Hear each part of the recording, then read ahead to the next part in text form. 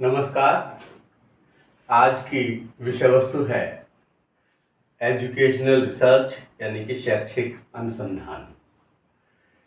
इससे पहले कि हम शैक्षिक अनुसंधान तक पहुँचें, ये जानना भी जरूरी है कि जो आपके पाठ्यक्रम का अंश है विविध पाठ्यक्रमों में, एमएड में, एमए एजुकेशन वगैरह में, वह है कि उसकी परिभाषा क्या है, उसका स्कोप यानी कि क्षेत्र क्या है, शैक्षिक अनुसंधान का क्षेत्र क्या है और शैक्षिक अनुसंधान की आवश्यकता क्यों है, इस पर हमें विचार करना है। तो इस पूरे सत्र में इस पर विचार करेंगे। अब प्रारंभ करते हैं शैक्षिक अनुसंधान से, एजुकेशनल रिसर्च से। मानव की उत्तरोत्तर प्रगति में शिक्षा का महत्वपूर्ण योग है। समाज में उठने वाली किसी भी समस्या के लिए जब हम देखना प्रारंभ करते हैं तो हमें लगता है कि यही एक साधन है शिक्षा, और सारी समस्याओं का समाधान शिक्षा के माध्यम से हो सकता है। जबकि शैक्षिक अनुसंधान वह साधन है जो विवेकपूर्ण, व्यवस्थित व व्यवहारिक अध्ययन करके समस्याओं का समाधान प्रस्तुत करता है, और शिक्षा जो है वह इसका फायदा उठाती है। आज प्रत्येक क्षेत्र में सम्यक व व्यवस्थित शोध का आधार लेकर प्रगति की आधारशिला रखी जा सकती है। बजट बनाने, नीति निर्माण, भविष्य के संसाधन के विकास हेतु या भविष्य कथन करने हेतु या विविध योजनाओं को उनके अंजाम तक पहुंचाने हेतु शोध की आवश्यकता महसूस की जाती है। शैक्षिक शोध की समस्या के समाधान हेतु प्रयुक्त शोध शैक्षिक शोध कहलाता है। यानी जो शैक्षिक समस्याएं हैं उनके निवारण के लिए जिस शोध को हम करते हैं उसे हम शैक्षिक शोध कहते हैं। तो ये एजुकेशनल रिसर्च क्या है, मोटे तौर पर हमें समझ में आ रहा है कि शैक्षिक शोध है क्या। देखिए, समस्याएं हर क्षेत्र में विद्यमान है, चाहे वह सामाजिक क्षेत्र हो, चाहे वह विभिन्न देशों के हिसाब से लिया जाए, चाहे वह अलग अलग काल के हिसाब से लिया जाए। ऐसा कोई भी परिक्षेत्र नहीं है जहां पर समस्या ना हो। तो अब शिक्षा का क्षेत्र भी इससे अछूता कैसे रह सकता है? तो शिक्षा के क्षेत्र में भी समस्याएं हैं, और उनके समाधान के लिए हम जो व्यवस्था बनाते हैं, जो शोध करते हैं, जिसके आधार पर सारी समस्याओं के निदान का प्रयास करते हैं, वह आधार ही है शैक्षिक शोध यानी कि एजुकेशनल रिसर्च। अब इस एजुकेशनल रिसर्च के बारे में कुछ विद्वानों ने क्या कहा है, उनके शब्दों को समझ लेते हैं, उनको भावों को समझ लेते हैं, तब फिर हमें ये सरल हो जाएगा आगे इसके क्षेत्र पर बात करना और इसकी आवश्यकता क्यों है इस पर बात करना। तो पहले हम उन विचारकों के विचारों को समझते हैं। विविध विद्वानों ने शैक्षिक शोध को, अर्थ को स्पष्ट करने के लिए अपने शब्दों को, अपने भावों को, अपने अनुभवों को किस तरह से गुम्फत किया है वह आपके समक्ष रखता हूं। सबसे पहले जॉन डब्ल्यू वेस्ट ये कहते हैं कि शैक्षिक अनुसंधान शैक्षिक परिवेश में छात्र कैसे व्यवहार करते हैं के सिद्धांतों के परीक्षण और विकास से संबंधित है। ये जॉन डब्ल्यू वेस्ट की परिभाषा है। इनकी इस परिभाषा का आंग्ल वर्जन देखें। Educational research is concerned with the development and testing of theories of how students behave in a educational setting। यानी कि शिक्षकों का, विद्यार्थियों का खास करके व्यवहार कैसा है एक विशिष्ट परिक्षेत्र में, एक विशिष्ट शैक्षिक पर्यावरण में उनका व्यवहार क्या है। दूसरी बात, एक और प्रसिद्ध शिक्षा शास्त्री हुए हैं जॉन डब्ल्यू क्रैसवेल। जॉन डब्ल्यू क्रैसवेल का नाम मैंने अपने पढ़ते वक्त नहीं सुना था, लेकिन अब सुनने में आया है, समझ में आया है कि जॉन डब्ल्यू क्रैसवेल ने भी इस पर बहुत काम किया। उन्होंने क्या कहा? उन्होंने कहा कि educational research is a systematic and organised approach to asking questions, collecting and analysing data and effectively reporting findings to understand and improve educational practices and policies. इसका हिंदी वर्जन देखिए कि शैक्षिक अनुसंधान प्रश्न पूछने, डेटा एकत्र करने और उसका विश्लेषण करने तथा शैक्षिक प्रथाओं और नीतियों को समझने और उनमें सुधार करने के लिए निष्कर्षों को प्रभावी ढंग से प्रस्तुत करने की एक व्यवस्थित और संगठित दृष्टिकोण है। ये कह रहे हैं कि शैक्षिक अनुसंधान के माध्यम से एक व्यवस्था आ जाती है, एक वैज्ञानिक क्रम आ जाता है, एक इस तरह की रणनीति तय हो जाती है कि हाँ, हम किस तरह समस्याओं का सॉल्यूशन करेंगे और फिर उसको किस तरह से रखा जाए जिससे कि वो दूसरे द्वारा भी अधिगमित हो सके।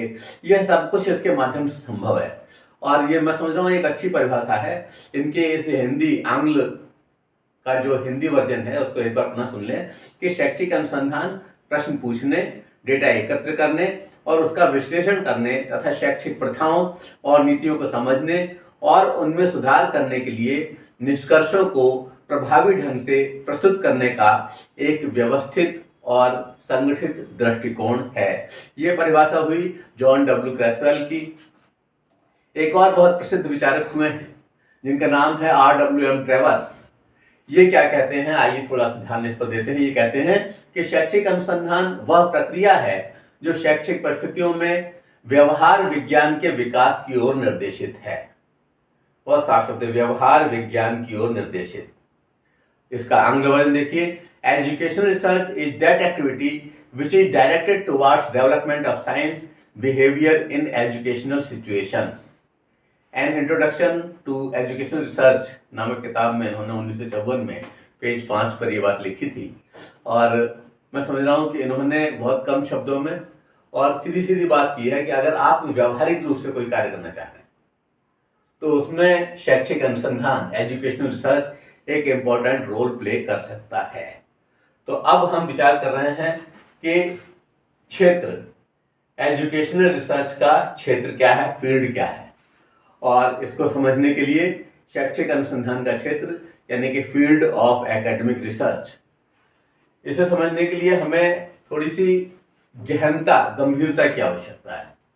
शब्द जब जादू शब्द जब संसार में प्रचलित हो रहा होगा तब तक निश्चित रूप से दो वर्गों का अभ्युदय हो चुका होगा। एक वह जो उसके प्रभाव में आ जाए और एक वो जो कि उसे भ्रमित कर सके। वास्तव में जब तक आवरण है और सच्चाई पर्दे में है, विश्व उत्थान बाधित ही रहेगा। सारी सच्चाई के सामने लाने के लिए, तमाम समस्याओं के निदान के लिए शोध की आवश्यकता बनी रहेगी और शोध के आधार पर ही उन समस्याओं का निदान संभव है और आवरण से, छुपी हुई जगहों से उन्हें निकालना भी संभव है। आज हर क्षेत्र में समस्याएं विद्यमान है, शिक्षा जगत भी इससे अछूता नहीं है। शिक्षा क्षेत्र की समस्याओं के निदान में, शैक्षिक शोध में अपार संभावनाएं छुपी हुई हैं। शैक्षिक अनुसंधान के विविध क्षेत्रों को इस प्रकार से वर्णित किया जा सकता है। शैक्षिक अनुसंधान का परिक्षेत्र इस तरह का है जो कि शिक्षा जगत में छाए हुए सारे के सारे अंधेरों को दूर करने में सक्षम है। आप समझिए, जब तक जादू शब्द का प्रचलन था और बहुत सारी ट्रिक्स थी, वो आदमी की पकड़ से बाहर थी, तब तक लोग उन्हें भ्रमित करने के लिए इस्तेमाल करते थे। लेकिन जो जो विज्ञान का प्रसार बढ़ा, जो उस पर शोध हुआ, जो लोगों ने तलाश जारी रखी, तो वो किसी निर्णय तक पहुंच गए। तो कौन कौन से क्षेत्र हैं, आइए थोड़ा सा हम इस पर विचार कर लेते हैं। सबसे पहले बात करते हैं शिक्षा दर्शन की, एजुकेशनल फिलॉसफी की। आप समझिए, जिस समय जिस तरह का दर्शन होता है उस तरह की ही हमारी आवश्यकता हो जाती है, उसी तरह की शिक्षा हो जाती है। उस समय के जो एजुकेशनल रिसर्च है वो उसी कार्य को करने के लिए प्रेरित करती है। तो जब हम शिक्षा दर्शन की बात करते हैं और चलते हैं प्रारंभ से, तो प्राचीन काल में भारत में क्या था, अध्यात्म का बोलबाला था। और शिक्षा का अंतिम उद्देश्य क्या था, मोक्ष की प्राप्ति। मोक्ष की प्राप्ति के लिए किन विषयों का समावेशन किया जाए, किस तरह का अध्यापक हो, किस तरह का विद्यार्थी हो, क्या क्या व्यवस्थाएं हों, ये सब उस काल के शोध का परिणाम रहा और इसी हिसाब से वो सारा कुछ उस समय अधिगम करवाया गया। तो शिक्षा दर्शन, इसका जो क्षेत्र है तो वह शिक्षा दर्शन रहा और शिक्षा दर्शन और शैक्षिक शोध ने एक दूसरे को प्रभावित किया। शैक्षिक दर्शन को दिशा मिली इसके माध्यम से और निश्चित रूप से उस क्षेत्र में इसके अध्ययन ने हमें उद्देश्य तक पहुंचाया। दूसरी बात, फिलॉसफी के बाद अब बात करते हैं मनोविज्ञान की। शिक्षा मनोविज्ञान, एजुकेशनल साइकोलॉजी। तो साइकोलॉजी में क्या होता है, साइकोलॉजी एक तरह से मन का विज्ञान है। मन मतलब ब्रेन फंक्शनिंग, और ब्रेन के सुचारू रूप से काम करने के लिए पूरे शरीर को व्यवस्थित रूप से काम करना होगा। शारीरिक हो, चाहे मानसिक हो, चाहे सांवेगिक हो, चाहे अधिगम की बात हो, चाहे रुचि की बात हो, चाहे स्मृति की बात हो, चाहे व्यक्तित्व की बात हो, संपूर्ण परिक्षेत्र को, संपूर्ण मानव को प्रभावित करने की क्षमता जो है वो इस शिक्षा मनोविज्ञान में है। और शिक्षा मनोविज्ञान उस शैक्षिक शोध के दायरे में आता है। हम शोध करके बताएंगे कि इसका शारीरिक विकास कैसे संभव है, मानसिक विकास के लिए क्या किया जाना चाहिए, सामूहिक विकास के लिए क्या किया जाना चाहिए, अधिगम में रुचि बढ़े और अधिगम ज्यादा प्रभावी हो उसके लिए क्या किया जाए। और बहुत सारे लोगों ने इस पर काम किया है। अधिगम के संबंध में बहुत विस्तार से पूरा का पूरा एक अधिगम का विज्ञान ही हो गया है। आप समझिए कि बहुत बड़े क्षेत्र पर इस पर काम किया गया है और शैक्षिक शोध ने ही यह पता लगाया कि इसकी रुचि का क्षेत्र क्या है, अभिरुचि का क्षेत्र क्या है। तो हम साइकोलॉजिकल टेस्ट इस्तेमाल करते हैं, उसके आधार पर, शोध के आधार पर जो हमने बनाए हैं और शोध हेतु जो बनाए हैं, उन सब के आधार पर हम रुचि का क्षेत्र पता कर लेते हैं। स्मृति के संबंध में बहुत सारी बातें करते हैं, व्यक्तित्व के संबंध में बातें करते हैं, अभिरुचि के बारे में बातें करते हैं। ये सारा का सारा जो परिक्षेत्र है, ये सारा क्षेत्र इस शैक्षिक अनुसंधान के दायरे में आता है। शैक्षिक अनुसंधान के दायरे में आने की वजह से इसमें क्रमिक विकास हो रहा है। जो जो मानव की सभ्यता का विकास हो रहा है, त्यों त्यों विकास संभव हो रहा है, क्योंकि शैक्षिक अनुसंधान के परिक्षेत्र में शिक्षा मनोविज्ञान के होने के कारण ही संभव हो सका है। शिक्षा के क्षेत्रों की बात करते हुए अगला कदम बढ़ाते हैं और यह है विविध स्तरीय परिक्षेत्र। आप समझिए, बच्चा हमेशा एक ही आयु वर्ग का नहीं रहता, एक ही मानसिक स्तर का नहीं रहता, एक ही सोच वाला नहीं रहता। उसकी थिंकिंग में परिवर्तन होता है, काल के हिसाब से होता है, दिशा के हिसाब से होता है, स्थान के हिसाब से होता है। आप समझिए, जब हम मंदिर की सीढ़ियां चढ़ रहे होते हैं तो हमारी सोच किस तरह की होती है, और जब कहीं श्रृंगार का भाव प्रभावी होता है, नृत्य आदि हो रहा होता है, वहां पर किस तरह की भावनाएं होती हैं। मतलब विचारों में परिवर्तन संभव है। और इसी तरह से बच्चा कभी प्राइमरी लेवल पर होता है, कभी माध्यमिक पर होता है, कभी उच्च पर होता है, कभी वो व्यवहारिक रूप से कार्य कर रहा होता है। तो ये सारे जो स्तर हैं, इन स्तर पर उसका व्यवहार कैसा हो, इस स्तर पर रुचि कैसे हो, इस पर मानसिक विकास, संवेगात्मक विकास कैसे संभव है, इन अलग अलग स्तरों पर, ये सारा का सारा शैक्षिक शोध के परिक्षेत्र में होने की वजह से ही तलाशा जाता है। और उन लोगों को डायरेक्शन दिए जाते हैं कि आप इस समय इस तरह से कार्य करें, जिस स्तर का बालक है उस स्तर के हिसाब से। इसका मतलब कि विविध स्तरीय परिक्षेत्र जो है वो एजुकेशनल रिसर्च के क्षेत्र में आते हैं, शैक्षिक अनुसंधान के क्षेत्र में आते हैं।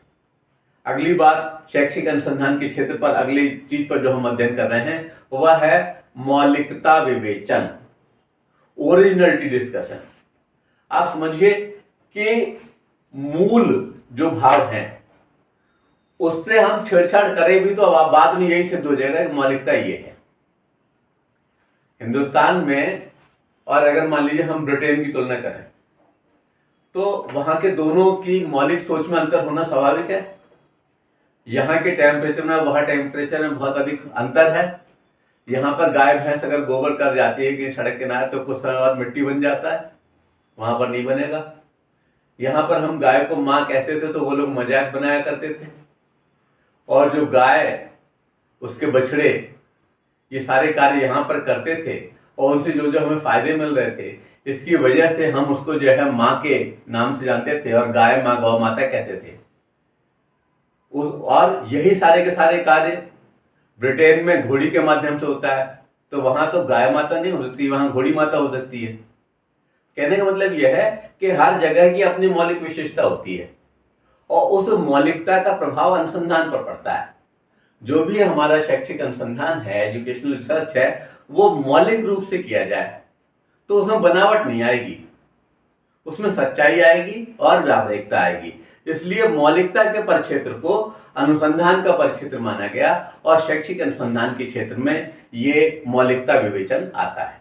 नेक्स्ट पॉइंट, शिक्षा का इतिहास, हिस्ट्री ऑफ एजुकेशन। हम बहुत सौभाग्यशाली हैं कि भारत में हमारा जन्म हुआ है और हमारा इतिहास बहुत गौरवपूर्ण रहा है। चाहे नक्षत्र के अध्ययन की बात हो, चाहे अलग अलग शरीर के चीजों के अध्ययन के आधार पर निकाले गए हमारे निष्कर्ष हों, ज्योतिष परिक्षेत्र के जो हमारे उस समय के निष्कर्ष हैं, वो सारा का सारा शोध के परिणाम है। अलर्ट टप्पू नहीं लिखा गया है। जब हजारों लोगों को देखा गया कि किस तरह से है, तब उसके हाथ की रेखाएं क्या कह रही हैं, तब जाकर के वो एक विज्ञान पनपा है। और बहुत सारे लोगों में तो बस केवल किस तरह से हिंदुस्तान का, हिंदुस्तानी का और भारत का मजाक बनाया जाए, बस केवल यही उनका दृष्टिकोण रहता है। और पूरी दुनिया शोध कर रही है हमारी उन पुरानी बातों पर ही। छोड़ दीजिए तमाम बातों का, आप देखिए हनुमान चालीसा, और हनुमान चालीसा में जो कुछ भी कहा गया है, जो गणनाएं हैं, वो आज के तमाम वैज्ञानिक यंत्रों, तमाम शोध के परिणाम स्वरूप वही प्राप्त हो रही हैं। ध्यान से पढ़कर तो देखो हनुमान चालीसा को, किस तरह का रिसर्च वर्क है उसमें। तो ये जो हिस्ट्री रही है हमारी, हमारे जो पूर्वज रहे हैं, उन्होंने जिस तरह से, आप पतंजलि महोदय ने देखिए इस तरह का एक विज्ञान दे दिया कि किस तरह से हम स्वस्थ रह सकते हैं। और पतंजलि का नाम हमें याद है, लेकिन बहुत सारे ऐसे योगी हुए हैं जिन्होंने शरीर विज्ञान पर काम किया है और शोध किया है। आप समझिए, जो कणाद ऋषि थे, आज रसायन शास्त्र और रसना मतलब जीव से हमारे बच्चे नहीं परिचित हैं, लेकिन उन कणादि ऋषि का कार्य जो था वो बहुत ही महत्वपूर्ण था। तो हमें अपने इतिहास पर गर्व है, और वो इतिहास शैक्षिक अनुसंधान के परिक्षेत्र में है। उस समय भी लगातार अनुसंधान हुआ और उसके परिणाम स्वरूप वे हमारी व्यवस्था को, हमारी दुनिया को अच्छा कर सके। नेक्स्ट, शैक्षिक समाजशास्त्र, एजुकेशनल सोशियोलॉजी, वह भी शैक्षिक शोध के परिक्षेत्र में है। और जब हम एजुकेशनल सोशियोलॉजी की बात करते हैं, तब समझिए कि हम पूरे हिंदुस्तान के किसी भी चीज को छोड़ नहीं रहे, सबका अध्ययन कर रहे हैं। उस समाजशास्त्र में जितने भी वर्ग हैं, ऊंच नीच, जात पाती, अगड़ा पिछड़ा, सबल निर्बल, जैसा भी जो भी विभाजन आप कर रहे हो, सबका अध्ययन होगा उस समाजशास्त्र के तहत। समाज में रहने वाले तो सभी लोग हैं ना, और इसका अध्ययन करते हैं, शोध करते हैं किस क्षेत्र में? एजुकेशनल रिसर्च, शैक्षिक अनुसंधान जो है, इसके माध्यम से हम उस क्षेत्र में काम करते हैं, पता लगाते हैं कि किस तरह से इन खाइयों को पाटा जाएगा, इसके होने से क्या फायदा है, इसके होने से क्या नुकसान है, होने से फायदा किसको है और नुकसान किसको है। आज बहुत सारे लोग जिंदा रखना चाहते हैं कि ये विवाद बना रहे, जबकि आज का जमाना है कि हम गुणवत्ता को सबसे महत्वपूर्ण माने, और जब हम गुणवत्ता को सबसे महत्वपूर्ण मानने लगेंगे तो गुणवत्ता प्रमुख होगी। एक अध्यापक और एक अध्यापिका का विवाह, एक डॉक्टर और एक उसी के समकक्ष कार्य करने वाली का विवाह ज्यादा अच्छा है, क्योंकि गुणवत्ता है उस क्षेत्र में कार्य करने की। कहने का मतलब यह है कि जो जाति पाति के बंधन है, इनकी आवश्यकता आज है नहीं, ये शैक्षिक रिसर्च तय करेगी। जाति पाति की आज आवश्यकता है या सबल निर्बल को इस वाले विभाजन खंड में बनाए रखने की आवश्यकता है, इसके लिए काम करना है और शैक्षिक शोध कीजिए, पता चलेगा कि इसकी आवश्यकता है कि नहीं है। लोग आकर के बिना सोचे समझे और गाल बजा करके चले जाते हैं, और हिंदुस्तान की भोली जनता उसको मान लेती है, आपस में लड़ती मरती रहती है। अपने त्योहारों पर जिन्हें आनंद से बिताना चाहिए, उस समय कोई धर्म का ठेकेदार आकर के हमें निर्देशित कर देता है, नहीं ऐसा नहीं, ऐसा करो, और उस त्योहार का आनंद भी फीका हो जाता है। कहने का मतलब यह, हमें इन सब के बहकावे में नहीं आना है। हमारे शैक्षिक परिक्षेत्र में समाजशास्त्र आता है, और शैक्षिक शोध के परिक्षेत्र में होने की वजह से हमें इस पर शोध करना चाहिए, हमें अपने मानस का इस्तेमाल करना चाहिए, और तब जाकर के तय करना चाहिए कि क्या स्थिति है। चूंकि शैक्षिक शोध के परिक्षेत्र में है समाजशास्त्र, इसलिए हमारी इन समस्याओं के निदान से कभी एजुकेशनल रिसर्च भागेगी नहीं, लेकिन हम इसके व्यावहारिक स्थिति को तो समझें। अगली बात, तुलनात्मक शिक्षा, कंपैरेटिव स्टडी। जब हम कंपैरेटिव स्टडी करते हैं, टी टेस्ट लगाते हैं, तो हमें पता चलता है कि ये सार्थक अंतर इसमें है, इसमें नहीं है। और उसके बाद अगर सार्थक अंतर नहीं है, इसका मतलब एक जैसी स्थिति है, एक जैसी स्थिति है तो कोई बात नहीं, और जहां पर सार्थक अंतर है वहां पर वो सार्थक अंतर क्यों है, इसकी विवेचना की आवश्यकता होती है। फिर हम कारण तलाशते हैं, हमें पता चलता है कि इस वजह से है, और अगर इन कारणों का निदान कर दिया तो ये प्रॉब्लम यहां से खत्म हो जाएगी।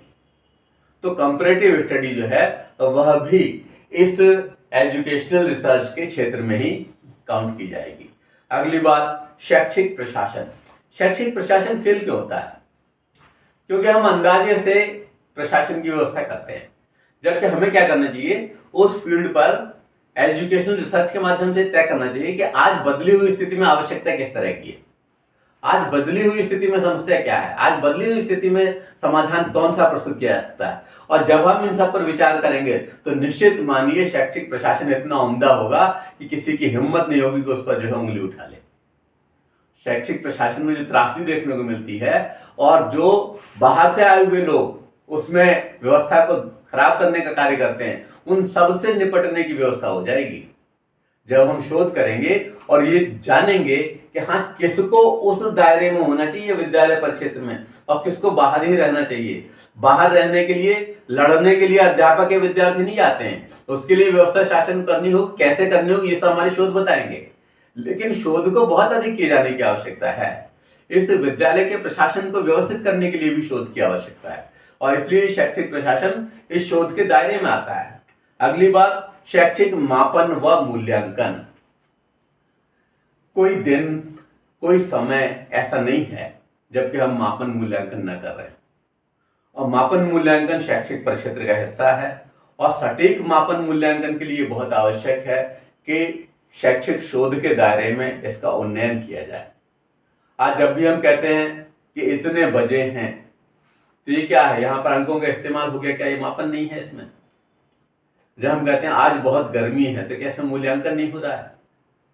और इसी कार्य करने के लिए, सटीक करने के लिए, वैज्ञानिक करने के लिए हम अनुसंधान का सहारा ले लेते हैं और जब हम अनुसंधान का सहारा ले लेते हैं तो फिर हम आगे प्रेडिक्शन करने के लायक भी हो जाते हैं।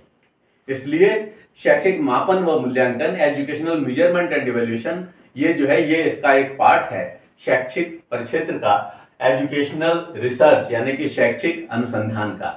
शैक्षिक शोध का क्षेत्र कोई भी हो, शोध करना या शोध कार्य, इसकी एक गुण है कि यह अपने कार्य को पूर्णता प्रदान करता है और शोध से हमें वह दिशाबोध मिलता है जो हमें सकारात्मक दिशा प्रदान करता है और हम समस्या के निदान तक पहुंच पाते हैं।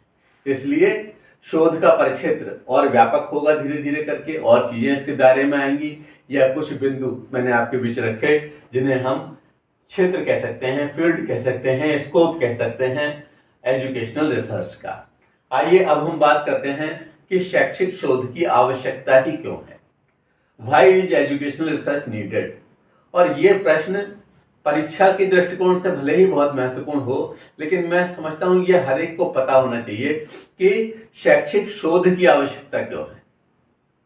आज जिन देशों ने अधिक शोध किया है वो विकसित देश हैं और जिन देशों ने कम शोध किया है वह अर्धविकसित या अविकसित देश है। तो ऐसी स्थिति में शैक्षिक शोध की आवश्यकता ने तो अपने आप ही स्वयं सिद्ध कर दिया कि हाँ हमारी आवश्यकता है। लेकिन आज हम हिंदुस्तान में क्या देखते हैं कि आज का शैक्षिक शोध कहीं भ्रमित हो गया है। शोध को सही रूप में जो लोग काम करा रहे हैं, जो लोग दिशा देने के लिए शोध निर्देशक कार्य कर रहे हैं, उनमें से कुछ भटक करके स्वार्थी हो गए। लेकिन शोध का स्तर कहीं इनकी वजह से दुष्प्रभावित हो रहा है। लेकिन सत्य स्थापन हेतु फिर भी शोध परम आवश्यक है। शोध का क्षेत्र व्यापक है और आज के भारत को सकारात्मक शोध की आवश्यकता है और कुछ कारण हैं जिनकी वजह से शैक्षिक शोध की आवश्यकता और अधिक महसूस होती है। आज जो पीजी लेवल पर जिस तरह का शोध होता है, जिसे हम लघु शोध कहते हैं, और उसके लिए हम देखते हैं कि बच्चे पुरानी डिसर्टेशन कहीं मार्केट से खरीद करके ले आ रहे हैं, उसमें पहला फ्रंट बदल रहे हैं, अपना नाम बदल रहे हैं और सारा का सारा वैसा का वैसा रख दे रहे हैं। वो नहीं समझ पा रहे कि आगे शैक्षिक शोध कैसे किया जाएगा।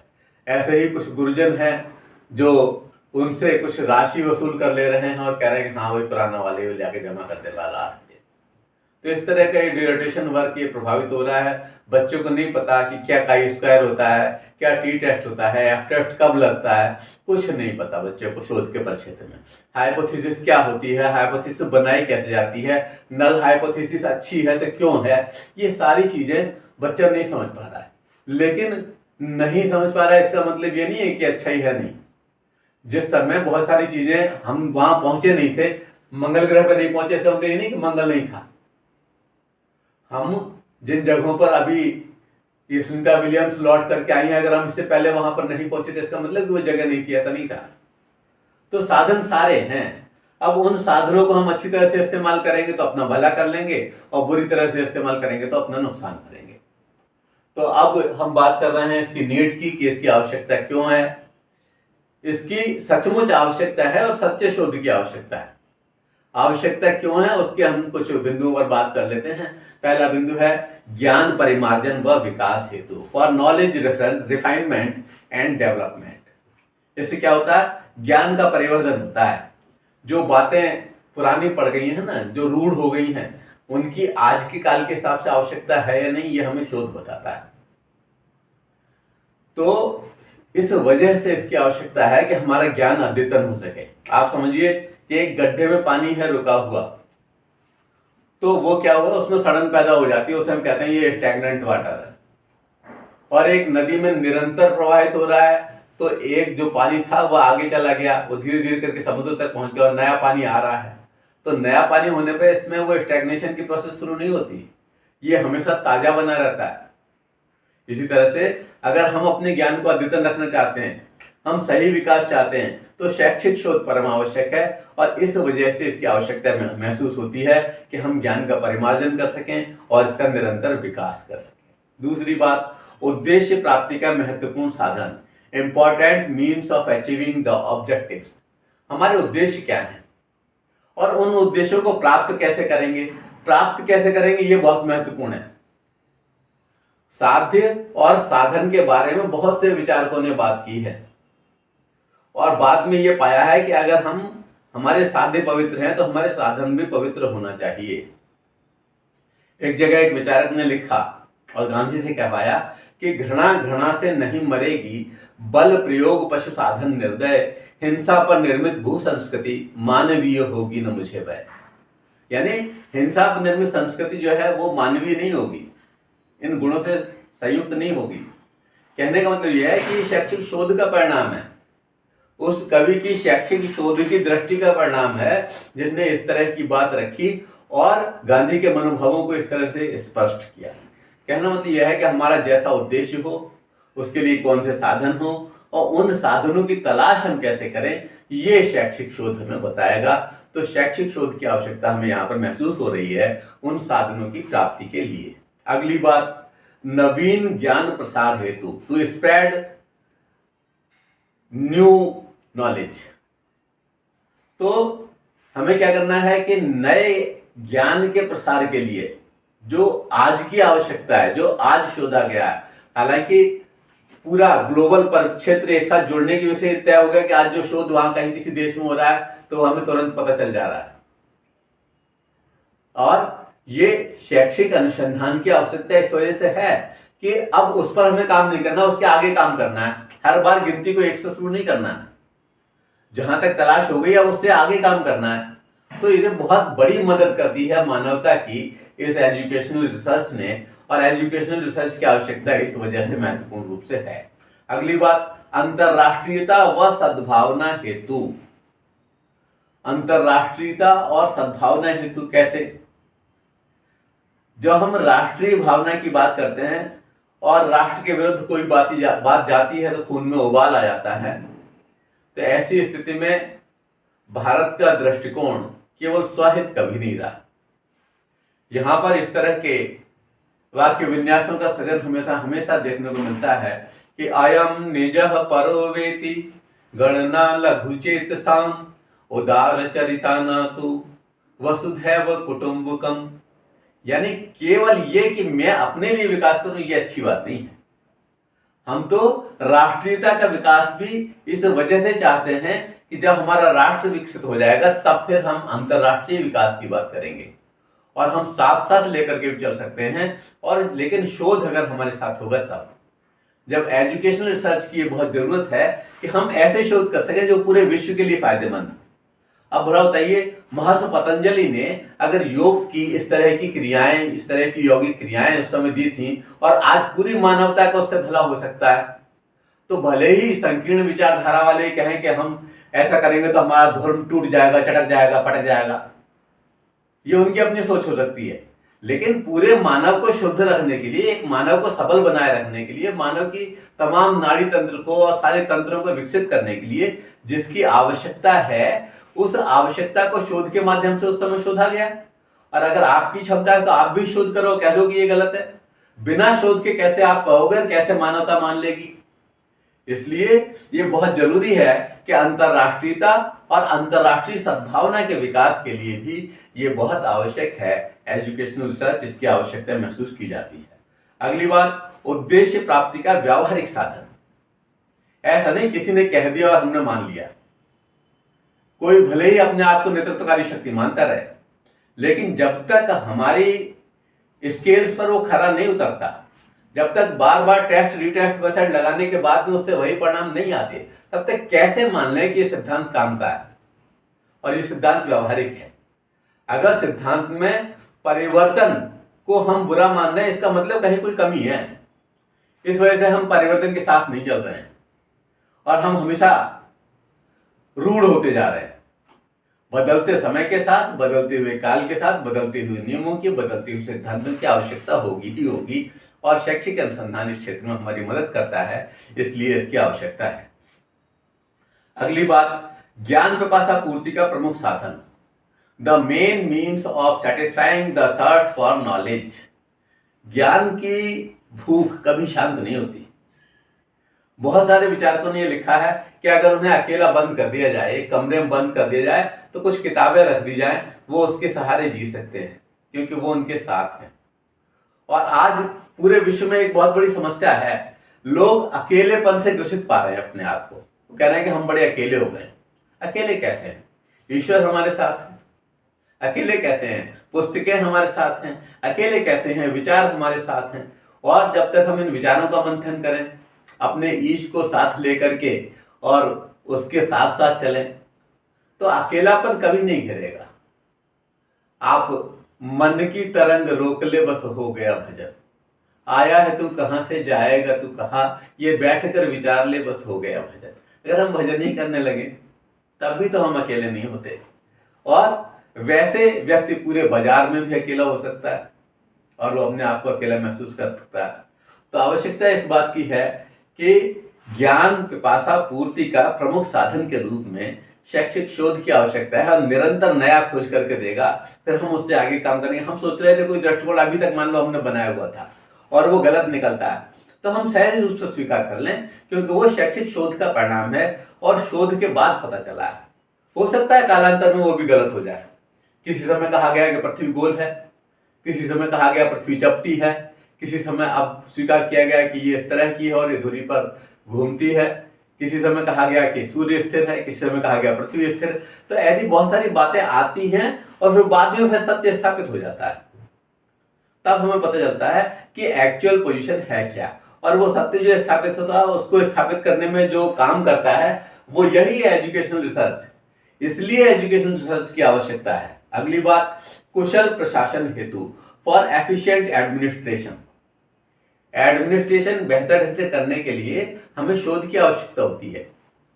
किसी भी क्षेत्र का एडमिनिस्ट्रेशन हो, हम तो विद्यालय एडमिनिस्ट्रेशन की बात करेंगे, और विद्यालय में एडमिनिस्ट्रेशन के लिए अब समाज किस तरह का है, कैसे लोग आ रहे हैं, इस समाज की आवश्यकता क्या है, हमें किन पाठ्यक्रमों को विद्यालय में लाना चाहिए, कौन से पाठ्यक्रम आज के हिसाब से चलने लायक हैं, कौन से पाठ्यक्रम पर अब जो है माला चढ़ा देनी चाहिए और उसकी जगह टेक्निकल ले आना चाहिए। ये सारा चीज बड़ी विचार की आवश्यकता है और शैक्षिक शोध ही हमें दिशा देता है कि अब ये विषय की आवश्यकता नहीं रही, इस विषय का अध्ययन अब नहीं होगा। मतलब शैक्षिक प्रशासन को व्यवस्थित रूप से चलने के लिए शैक्षिक शोध की परम आवश्यकता है। आप देख रहे हैं कि किन्हीं पाठ्यक्रमों में जिसमें कभी बहुत ज्यादा भीड़ हुआ करती थी, आज वहां पर एडमिशन के लाले पड़ गए। तो इसका कारण क्या है? इसका कारण यही है कि वो लोगों ने अपने आप को विड्रॉ कर लिया, लेकिन अगर शैक्षिक शोध से हमने पहले पता कर लिया होता तो वहां पर इस तरह की स्थिति नहीं आती और हम उसके लिए कुछ ना कुछ प्रयास कर सकते थे, क्योंकि सारे ही अंगों के विकसित होने की आवश्यकता है अगर हम समग्र विकास चाहते हैं तो। अगली बात, अध्यापन की प्राण ऊर्जा स्थायित्व हेतु, for the stability of the life energy of teaching. अध्यापक की तो पूरी जिंदगी समर्पित है शैक्षिक शोध को। अध्यापक का दायित्व है कि वर्तमान में जो संस्कृति है, वर्तमान में जो मूल्य है, जो संरक्षित किया गया है और जिसमें सुधार कर लिया गया है, वह विद्यार्थी तक पहुंच जाए। तो कोई अध्यापक अपने आप को शैक्षिक शोध से वंचित रख ही कैसे सकता है? वो तो नित्य प्रति उनके परिणामों का अध्ययन करेगा और अपने विद्यार्थियों तक उन्हें संप्रेषित करेगा, क्योंकि हमारे विद्यार्थी आज के परिप्रेक्ष्य में जीना सीखे। उसकी आवाज ऐसा न लगे कि गहरे कुएं से आ रही है, ऐसा लगे कि हाँ, वो वर्तमान के साथ कदम ताल कर रहा है और साथ साथ चल रहा है। और जब इस तरह की बात होगी तब निश्चित रूप से प्रगति भी होगी, लेकिन उसका आधार यही बनेगा शैक्षिक अनुसंधान, इसलिए इसकी आवश्यकता है। अगली बात, वैश्विक प्रगति के साथ सामंजस्य, keeping pace with global progress. पूरे विश्व में सारे मानव मस्तिष्क काम कर रहे हैं, और जब काम कर रहे हैं तो कुछ ना कुछ परिणाम तो होगा। शैक्षिक रिसर्च की दिशा में, एजुकेशनल रिसर्च की दिशा में भी काम कर रहे हैं, नित्य नई रिसर्चेज हो रही हैं। तो पूरे विश्व में जो प्रगति हो रही है उसके साथ हम सामंजस्य बना करके चलें और उस प्रगति में हम भी योग दें। हम क्या कर सकते हैं? उन्होंने यहां तक कर दिया काम, तो अब इसके आगे हम काम करें और बताएं कि हाँ, इसमें ये और किया गया है, ये और जोड़ लिया जाए। भारत की जो पहले मान लीजिए हल्दी था या चावल था, भले ही हम उसका अब जो है हमें कहीं दूसरी जगह जाकर कराना पड़ता है, लेकिन ये चीजें तो हमारी थी। और इससे बनने वाली बहुत सारी औषधि जिसका पेटेंट हम कराते फिर रहे हैं, वो तो स्वाभाविक रूप से हिंदुस्तान का था। लेकिन हम पिछड़ गए और हमने पेटेंट नहीं कराया, तो इसका फायदा बहुत से दूसरे देशों ने उठा लिया। तो विश्व प्रगति के साथ, वैश्विक प्रगति के साथ सामंजस्य बैठाना, ये शैक्षिक शोध का दायित्व है। और अगर हमने शैक्षिक रिसर्च के माध्यम से इन चीजों को पहले से ही तय किया होता तो बहुत सारा नुकसान जो हमें हुआ है, हिंदुस्तान को हुआ, उससे हम बच जाते। अगली बात, विश्व बंधुत्व की भावना के विकास हेतु, for the development of the feeling of universal brotherhood. Universal brotherhood हमारे यहाँ तो ये विश्व सरकार और विश्व बंधुत्व की जो भावना है, जो हाइपोथेसिस है, वो आदिकाल से कार्य कर रही है। और इसी वजह से हम कभी व्यक्तिगत सुख के लिए कार्य नहीं किया, और हमारे ग्रंथों ने उद्घोष किया कि सर्वे भवन्तु सुखिनः, सर्वे सन्तु निरामयाः, सर्वे भद्राणि पश्यन्तु, मां कश्चित् दुख भाग भवेत्। सभी का कल्याण हो, सभी सुखी हो, सभी निरोगी हो। तो सबके लिए करने के लिए तो हमें निश्चित रूप से शोध करना पड़ेगा ना। उस शोध के आधार पर हम तय करेंगे कैसे सारे के सारे लोग निरोगी होंगे, कैसे स्वस्थ होंगे, कैसे समूचे की प्रगति संभव होगी और कैसे विश्व बंधुत्व की भावना बढ़ेगी। इसके लिए बहुत आवश्यक है कि इसकी आवश्यकता हम महसूस करते हैं शैक्षिक शोध की। शैक्षिक शोध का दायरा आज भी बड़ा संकुचित है और बहुत छोटे क्षेत्र में काम हो रहा है। बहुत ज्यादा कार्य करने की आवश्यकता है। आज जो हमारी नीतियां हैं वो कहीं हमें अपने अस्तित्व को बचाए रखने भर तैयार कर पा रही है। केवल अस्तित्व न बचे, हम शैक्षिक शोध कर सकें और दिशा दे सकें, अपने आप को दिशा दें, अपने राष्ट्र को दिशा दें और पूरे विश्व को दिशा दें। जन कल्याण की भावना उसमें कहीं समाहित होनी चाहिए और शैक्षिक शोध की आवश्यकता हमें इस वजह से बहुत अधिक महसूस होती है। सच मानो तो आज सत्य शोधक समाज की आवश्यकता है, लेकिन भौतिकता की अंधी दौड़ ने हमारी सोच पर आवरण चढ़ा दिया है, जिससे सत्य की वास्तविक अनुभूति नहीं हो पा रही है। आशा की किरण आने वाले कल में सच्चा शोध ही लेकर के आएगा और ये शैक्षिक शोध आप निश्चित माने ये मील का पत्थर साबित होगा। और आने वाले समय में समस्त पीढ़ी, समस्त देश ये कहेंगे कि शैक्षिक शोध केवल किसी एक देश की आवश्यकता नहीं, संपूर्ण विश्व की आवश्यकता है। और मेरे विद्यार्थियों, आप लोग इसे एजुकेशनल रिसर्च, शैक्षिक अनुसंधान अपने पाठ्यक्रम के हिसाब से तो पढ़ें ही, लेकिन जब भी आप रिसर्च करें बड़ी सच्चाई से, मेहनत से और लगन से करें। अपने जो आपके डायरेक्टर हों, जो आपका शोध निर्देशक हों, उनके साथ मिलकर के पूरे मनोयोग से कार्य करें। निश्चित रूप से हम किसी न किसी मंतव्य तक पहुंचेंगे, उद्देश्य की प्राप्ति करेंगे। और बहुत बहुत धन्यवाद। साथ